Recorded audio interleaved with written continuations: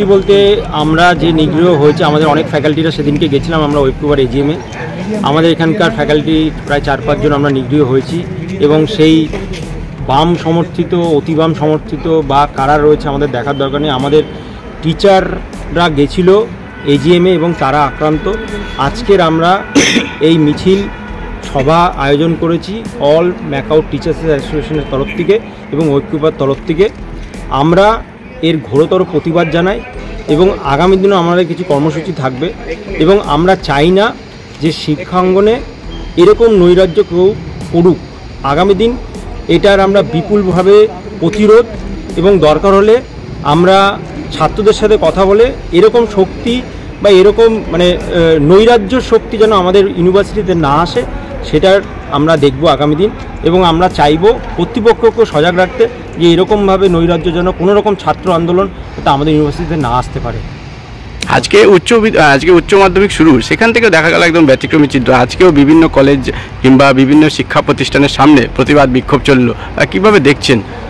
দেখুন, আমরাও মিডিয়া হাউসের বিভিন্ন রিপোর্টিংয়ের মাধ্যমে দেখতে পেয়েছি যে উচ্চ মাধ্যমিক চলা অবস্থাতেও এবং আমাদের শিক্ষামন্ত্রী ব্রাত্য বসু উনি জানিয়েছিলেন যে যাতে সচল অবস্থায় এই পরীক্ষাটা চলুক, কিন্তু বাম সমর্থিত যেই সংগঠনগুলো বারবার আঘাত করার চেষ্টা করছে এবং ছাত্রছাত্রীদের উল্টো দিকে হাঁটার একটা রাস্তা যে যাতে সচল না থাকুক, পরীক্ষা বন্ধ হয়ে যাক, এটার ওদের পরিকল্পনা আগের থেকেও ছিল এবং সেই পরিকল্পনা অনুযায়ী ওরা কাজ করে যাচ্ছে। কিন্তু সরকার আমাদের বিফলে রেখেছে এবং সচল করার চেষ্টা ওনারা চালিয়েছে এবং আগামী দিনেও সরকার আমাদের সাথে আছে এবং সরকার চায় যে শিক্ষা আঙ্গিনা থেকে এরকম শক্তি যাতে না মাথা তুলতে পারে সেটা আমাদের দেখতে হবে।